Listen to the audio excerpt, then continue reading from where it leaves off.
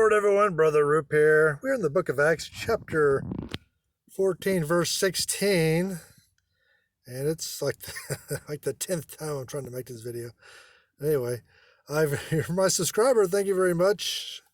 I appreciate it very much. And if you like these videos, they're short and sweet, verse by verse, go ahead and subscribe and ring the bell. Again, we are in the book of Acts, chapter 14, verse 16. This is a great chapter. Chapter 14 of the book of Acts. Great chapter. Paul, Barnabas, Luke, and like an all-star crowd here. Going from town to town, being chased out town to town.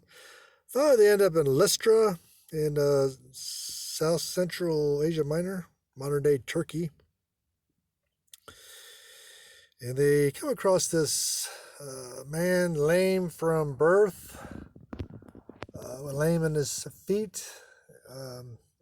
Very similar situation with Peter and John on chapter 3 when they healed the crippled man on the temple steps.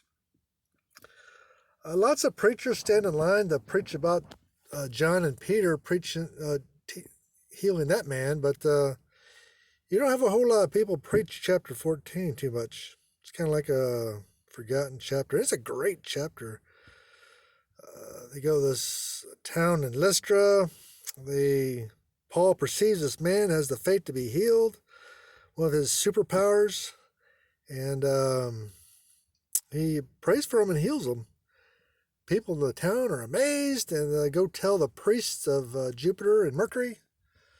They bring a bull and some other animals to sacrifice to the gods who they think are the gods Jupiter and Mercury, and Paul and Barnabas are horrified because they're just people, right?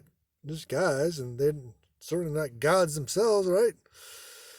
They just serve the true God, Yahweh, whom we serve, the living God. Let me read the verse. It says, "Who in times past suffered all nations to walk in their own ways." Paul's saying, hey, God in the past let the Gentiles kind of walk in their own ways and figure things out. But now the gospel is being preached to them. So take your bull back. Take your bull back and anything else you want to sacrifice it. Take it back to your heathen temple. Don't be sacrificing that nonsense to us. So who in times past, I mean, pretty much just what it means, previous to the gospel in past ages, suffered all nations, permitted all nations, that is, all Gentiles. In the times of this ignorance, God winked at. We could read that in book of Acts, chapter 17, verse 30, yeah. Then Luke writes, to walk in their own ways. In other words, to conduct themselves without the restraints and instructions of a written law of any kind. They were permitted to follow their own reasons and passions and their own system of religion.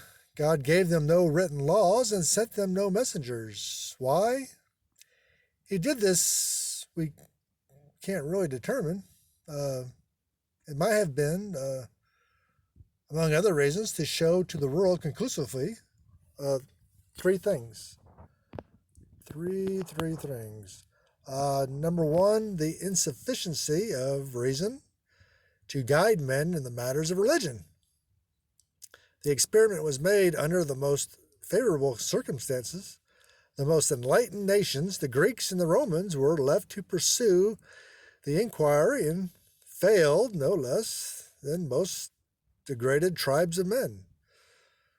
The trial was made for 4,000 years, attended with the same results everywhere. And number two, it shows the need of revelation to guide men. So true. Reason number three, it evinced, beyond the possibility of mistake, the depravity of man. In all nations, in all circumstances, men have shown the same alienation from God. By suffering them to walk in their own ways, it was seen that those ways were sin, and that some power more than human was necessary to bring men back to God. So, there we go. It explains that verse. We'll do the next verse next time. Thank you, and God bless you.